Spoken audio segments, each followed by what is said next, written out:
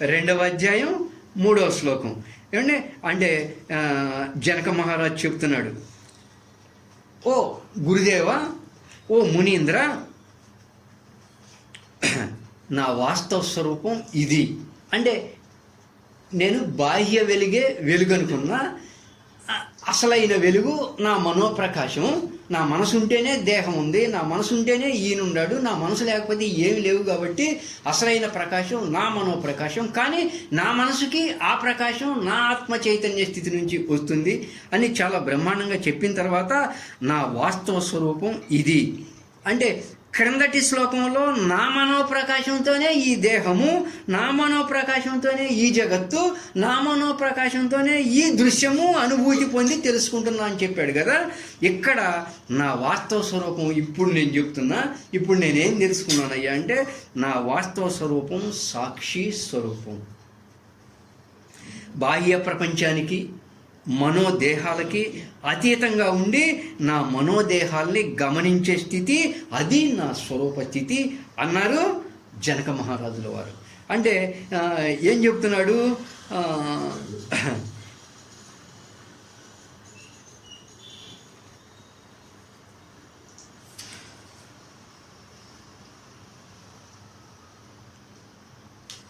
Okay నాన్న, అక్కడ ఒక పుస్తకం ఉంది నాన్న.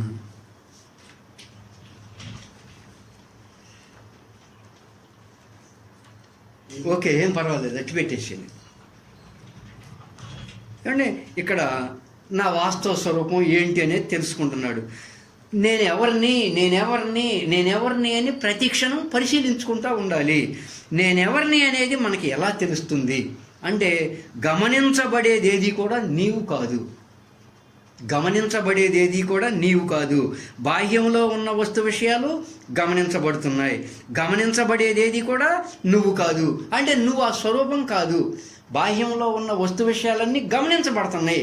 నేను కుర్చీని గమనిస్తున్నా, నేను ప్రపంచాన్ని గమనిస్తున్నా, నేను ఆయన్ని గమనిస్తున్నా, ఆయన్ని గమనిస్తున్నా. గమనించబడేవేవి కూడా నేను కాదు. ఏమండి, ఈ దుస్తులు గమనించబడుతున్నాయి, ఈ వాచ్ గమనించబడుతుంది, ఆ టవలు గమనించబడుతుంది. ఈ రోజు మారుస్తూ ఉంటాం. ఈ చొక్కా రోజు మారుస్తా, ఈ పంచె రోజు మారుస్తా, ఈ కళ్ళజోడు రోజు మారుస్తా. ఈ దుస్తులు నావే, నేనేసుకున్నవే. కానీ ఈ దుస్తులు నావే, నేనేసుకున్నవే. కానీ ఈ దుస్తులు నేను కాదు. నేను వేసుకున్నవే, కానీ ఈ దుస్తులు నేను కాదు. ఏమండి, అట్లా గమనించబడేదేది కూడా నేను కాదు, నా వాస్తవ స్వరూపం కాదు. కళ్ళజోడు గమనించబడుతుంది, పెన్ను గమనించబడుతుంది. ఏమండి, బాహ్య ప్రపంచ వస్తు విషయాలన్నీ కూడా గమనించబడుతున్నాయి. విగ్రహం, పటం అన్నీ గమనించబడుతున్నాయి. గమనించబడేవేవి కూడా నేను కాదు, నా వాస్తవ స్వరూపం కాదు. నీ వాస్తవ స్వరూపం అంటే, నీ వాస్తవ స్వరూపం అంటే నువ్వు జీవించి ఉన్నంత వరకు, అంటే నువ్వు చనిపోకుండా ఉన్నంత వరకు, నువ్వు చనిపోకుండా ఉన్నంత వరకు, నువ్వు జీవించి ఉన్నంత వరకు, నువ్వు ఎరుకతో ఉన్నంత వరకు, అంటే నీలో తెలివి ఉన్నంత వరకు ఏ మార్పు లేకుండా శాశ్వతంగా సత్యంగా ఏది ఉంటుందో అది నా వాస్తవ స్వరూపం. ఏమండి, గమనించబడేది ఇది కూడా శాశ్వతంగా ఉండదు. ఫోన్ గమనించబడుతుంది, శాశ్వతంగా ఉండదు. ఇది గమనించబడుతుంది, శాశ్వతంగా ఉండదు. ఏమండి, ఎప్పటికప్పుడు మారిపోతూ ఉంటాయి. ఏమండి, ఈ బాహ్య వస్తు విషయాలు ఎప్పటికప్పుడు మారిపోతూ ఉంటాయి. స్కూటర్ మారిపోతుంది, ఇల్లు మారిపోతుంది, దుస్తులు ఏ పూట కాపూట మార్చేస్తూ ఉన్నాం. ఇది చాలా తేలిగ్గా అర్థమవుతుంది కదా. ఈ దేహం కూడా బాల్యం, పుట్టాం, బాల్యంలో ఆడుకున్నాం, బాల్యం పోయింది, యవ్వనం వచ్చింది, యవ్వనం పోయింది, వృద్ధాప్యం వచ్చింది. దేహం కూడా మారిపోతూ ఉంది నాకు తెలియకుండానే. దేహం మారిపోవటాన్ని కూడా గమనిస్తూ ఉన్నా. దేహమేమో గమనించబడుతూ ఉన్నది, నేను గమనిస్తూ ఉన్నా. ఏమండి, కాబట్టి ప్రతి 7 సంవత్సరాలకు ఒకసారి మన దేహంలో ఉన్న 100 లక్షల కోట్ల కణాలు మారిపోయి కొత్త కణాలు పుడుతూ ఉంటాయంటారు మనకు తెలియకుండానే. అందుకే మనం పెద్దవాళ్ళం అయ్యాం. ప్రతి 7 సంవత్సరాలకు ఒకసారి మన దేహంలో కొన్ని కణాలు పెరుగుతూ ఉంటాయి, అందుకని మనం పెరుగుతూ ఉన్నాం. మనకు తెలియదు అది. అలా మనకు తెలియకుండానే కొత్త దేహం వచ్చింది. వచ్చిందా లేదా? చిన్నప్పుడు ఉండలాగా ఇప్పుడు ఉన్నామా? ఏమండి, ప్రతి సంవత్సరము, ప్రతి క్షణము, అసలు అంతేకాదు ప్రతిరోజు ఏమండి ఈ దేహం సూక్ష్మంగా పరిశీలిస్తే ఈ దేహం మారిపోతూ ఉంటుంది. మన దేహంలో ఎన్నో లక్షల కోట్ల కణాలు చనిపోతూ ఉంటాయి, మళ్ళీ పుడతా ఉంటాయి. కరోనాలో మనం చూసాం బాగా. ఏమండి, మనకి తెలియకుండానే ఎన్నో రసాయనిక చర్యలు జరిగిపోతూ ఉంటాయి, మనకు తెలియదు. ఏమండి, పుండు పడింది అనుకోండి, ఒక్కొక్కరికి మందు వేయకుండానే తగ్గిపోయింది. ఎట్లా తగ్గిపోయింది అంటే మనకు తెలియకుండానే కొన్ని రసాయనిక చర్యలు దేహంలో జరిగిపోతున్నాయి. మనకి ఎంత సూక్ష్మ దృష్టి ఉంటే ఆ దేహం గురించి అంత బాగా తెలిసిద్ది. అలా ఈ దేహం అనుక్షణం మారిపోతూ ఉన్నది. బాహ్య ప్రపంచ వస్తు విషయాలు మారిపోతూ ఉన్నాయి, గమనిస్తూ ఉన్నా.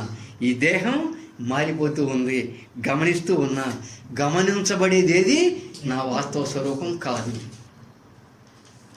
ఏంటి ఇక్కడ వాస్తవ స్వరూపం అంటే నేను జీవించి ఉన్నంత వరకు, నేను ఎరుగుతూ ఉన్నంత వరకు ఏ మార్పు లేకుండా శాశ్వతంగా ఉండేదేదో అది నా వాస్తవ స్వరూపం అని తెలుసుకోవాలి. అలా బాహ్య ప్రపంచ వస్తువు విషయాలు గమనించబడుతున్నాయి, అవేవి నేను కాదు. నీవు వాటితో వ్యామోహం చెందొద్దు. అలా అవి నేను కాదు అనేది మానసికంగా కాకుండా ప్రాక్టికల్గా తెలుసుకోవాలి.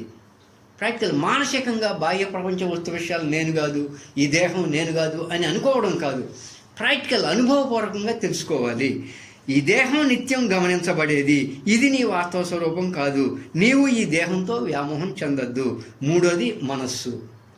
ఏమండి, ఈ మనసు కూడా గమనించబడేది. మనసు ఆలోచనలే నేను నిత్యం గమనిస్తూ ఉన్నా. నేను ఇంటి దగ్గర ఉన్నప్పుడు ఒక ఆలోచన వచ్చింది, ఎక్కడికి వచ్చినప్పుడు ఇంకా రకరకాల ఆలోచనలు వచ్చినాయి. నా ఆలోచనలు కూడా మారిపోతూ ఉన్నాయి, క్షణక్షణం మారిపోతూ ఉన్నాయి నా ఆలోచనలు కూడా. అలా మారిపోవటాన్ని నేను తెలుసుకుంటూ ఉన్నా.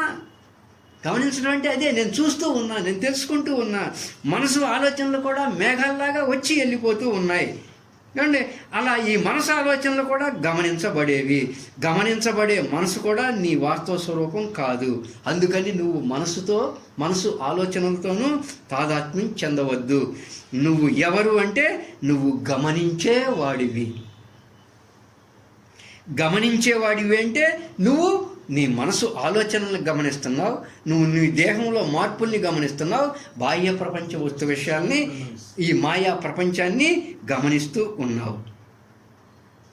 చూడండి, నువ్వు గమనించేవాడివి. అది నీ స్వరూపం, అది నీలో ఉన్న దైవ స్వరూపం, అది నీ అస్తిత్వం. నీ అస్తిత్వం ఎప్పుడన్నా మారుతుందా? ఏమండి, బాహ్య ప్రపంచ వస్తువులు మారిపోతున్నాయి, కానీ బాహ్య ప్రపంచ వస్తువుల్ని గమనించేవాడిగా నువ్వు నిన్న అలాగే ఉన్నావు, ఈరోజు అలాగే ఉన్నావు, రేపు అలాగే ఉంటావు. దేహం మారిపోతుంది, దేహం మారిపోయేదాన్ని గమనించేవాడిగా బాల్యంలోనూ గమనించేవాడిగా ఒకలాగా ఉన్నావు, ఇప్పుడు గమనించేవాడిగా ఒకేలా ఉన్నావు, 10 సంవత్సరాల తర్వాత గమనించేవాడిగా ఒకేలాగా ఉన్నావు. నా మనసు ఆలోచనలు కూడా గమనించేవాడిగా ఒకేలాగా ఉన్నాను. ఇంటి దగ్గర ఉన్నప్పుడు గమనించేవాడిగా నేనే ఉన్నా, ఇప్పుడు గమనించేవాడిగా నేనే ఉన్నా. ఇంకాసేపు ఉండాకొచ్చే మనసు ఆలోచనని గమనించేవాడిగా నేనొక్కడనే ఉన్నా. ఎప్పుడైనా సరే, ఎక్కడైనా సరే గమనించేవాడిగా నేనొక్కడనే ఉన్నా. గమనించేవి చాలా ఉన్నాయి, గమనించబడేవి చాలా ఉన్నాయి. గమనించేవాడిని నేనొక్కడనే, చిన్నప్పుడు ఒక్కడనే, ఇప్పుడు ఒక్కడనే. బాహ్య ప్రపంచ వస్తు విషయాలు గమనించేటప్పుడు ఒక్కడనే, దేహాన్ని గమనించేటప్పుడు ఒక్కడనే, మనసు ఆలోచనలను గమనించేటప్పుడు ఒక్కడనే. అబ్బాయి ఏమండి, ఆ అస్తిత్వంలో ఏ ఉనికి లేదు అంటే దాంట్లో ఏ ఉనికి లేదు. గమనించేవాడిగా ఒకేలాగా ఉందా, ఏ మార్పు లేదు. అన్నీ మారిపోతున్నాయి కానీ గమనించేవాడిగా ఏ మార్పు లేదు. అది నీ వాస్తవ స్వరూపం. అంటే గమనించేవాడిగా నీలో మార్పు ఉండదు. ఎప్పటి వరకు? నేను చనిపోయే వరకు, నేను తెలివితో ఉన్నంత వరకు నా వాస్తవ స్వరూపం గమనించే స్వరూపం. అన్నీ గమనించబడుతున్నాయి, గమనించబడేవన్నీ మార్పు చెందితే నశించిపోతాయి. గమనించేవాడిగా నేను మాత్రం ఏ మార్పు చెందను, ఏమీ నశించను. ఎప్పటిదాకా? నేను జీవించి ఉన్నంత వరకు, నేను నా తెలివి ఉన్నంత వరకు, నా వాస్తవ స్వరూపం గమనించే స్వరూపం, గమనించే స్వరూపం.